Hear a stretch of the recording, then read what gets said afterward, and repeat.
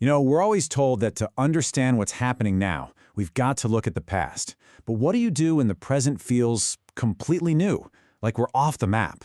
Today, we're going to dive into this idea, how looking back at history's patterns might just be the key to figuring out our chaotic world, and more importantly, our own role in what comes next. Right, so there's this classic saying, history is a dialogue between the past and present. But here's a sharper question. Isn't the future what we really care about? I mean, that's the whole point, isn't it? We don't just study history for fun, we're digging around for clues about where we're all headed. So, before we can even think about the future, we have to talk about how people have always tried to get a handle on it. And that brings us to this idea of repeating patterns in history. At the center of it all is something called the parallel theory of history. And the idea here is actually pretty huge. It says that history isn't just one random thing after another. Nope, it moves in cycles. It has a rhythm. And if we can learn to read those patterns, we might just be able to anticipate what's around the corner. Think about it like this. History isn't a straight line moving perfectly forward. It's more like a wave. You've got these peaks and valleys, good times and crises. But if you zoom out, through all that up and down, you can usually see a general direction it's all moving in. But here's the thing, and this is a big catch. Relying too much on that wave can lead you into one of two mental traps. On one side, you've got the prophet. This is the person who gets so sure they've cracked the code that they start acting like they know exactly what's going to happen. And then, on the other hand, there's the fatalist.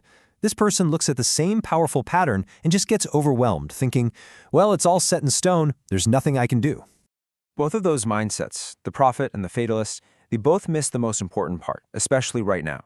Because the main point here is that those old, familiar patterns we've been relying on, well, they're breaking down.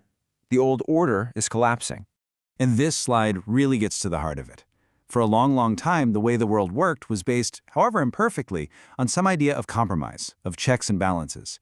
But where we are now, it feels totally different. It's increasingly about deception and just raw violence. To put it bluntly, that dialogue we talked about at the beginning, that conversation between past and present that helps us understand things, it's been gone for a while now. The line has gone dead. So, if the old patterns are broken, what the heck kind of era are we actually living in? Well, this is where we get a really powerful and honestly pretty unsettling idea.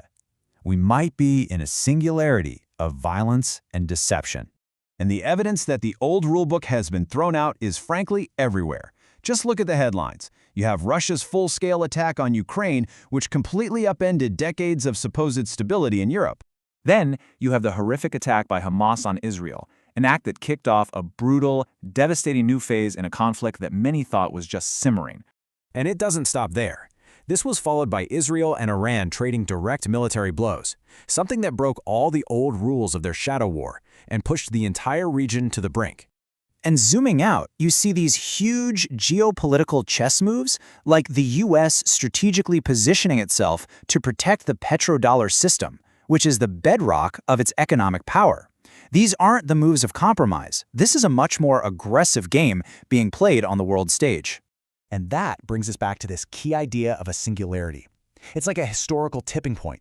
It's that moment where the old rules just don't work anymore. The playbook's been tossed out. And what almost always fills that vacuum is an explosion of violence and deception. Which leads to this really chilling summary of our time. We're living in a moment where brute force is dressed up and sold to us as dialogue, and where blatant lies are packaged and presented as reality. Okay, so that is a heavy diagnosis. It would be really easy to hear all that and just become a fatalist. But that's not where this story ends. Because in the middle of all this chaos, there's one last unpredictable, powerful factor. Us, human beings. We are the ones who create what's next. And this quote just says it all. The future has not yet arrived. It is we, today, who are creating it. Think about that. No matter how strong the historical currents feel, our ability to choose, to act, our agency, that is the ultimate wild card in all of this. And look, this isn't just some feel-good philosophical idea. It's actually humanity's oldest survival instinct, and you can break it down into 4 basic steps. First, you read the patterns. You look at the world clearly and see it for what it is. Second, you make a plan to survive in that world. Third, you just get through the day-to-day. But fourth, and this is the most important part, through it all, you are always working to create a better future. So, yeah, This is where we are. This is the new normal. We're living in a world where the only thing you can really be sure of is uncertainty. But here's the flip side.